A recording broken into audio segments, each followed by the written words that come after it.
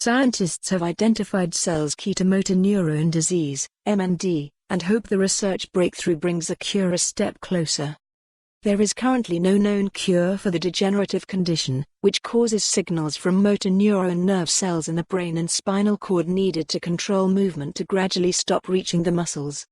Researchers used stem cell technology to identify a type of cell that can cause motor neurons to fail. Using stem cells from patient skin samples, they found glial cells, which normally support neurons in the brain and spinal cord, become damaging to motor neurons in the patients with the condition. By testing different combinations of glial cells and motor neurons grown together in the lab, researchers found glial cells from MND patients can cause motor neurons in healthy people to stop producing the electrical signals needed to control muscles. The research was carried out by scientists at St Andrews and Edinburgh universities.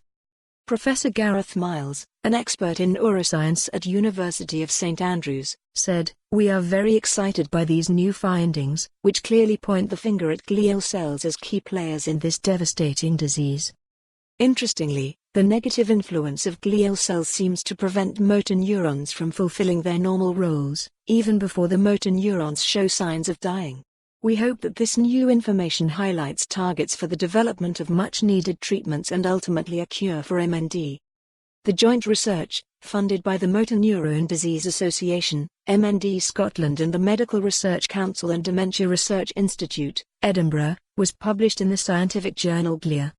MND is a progressive neurodegenerative disease that leads to paralysis because it attacks motor neurons, a special type of nerve cell in the brain and spinal cord that generates the electrical signals needed to control all of our movements. Research on the prevalence of MND in Scotland, published in March this year, confirmed that around 200 new cases are confirmed every year and there are approximately 400 people living with the disease in Scotland at any one time. It can be diagnosed at any age, but the average age of onset is 65.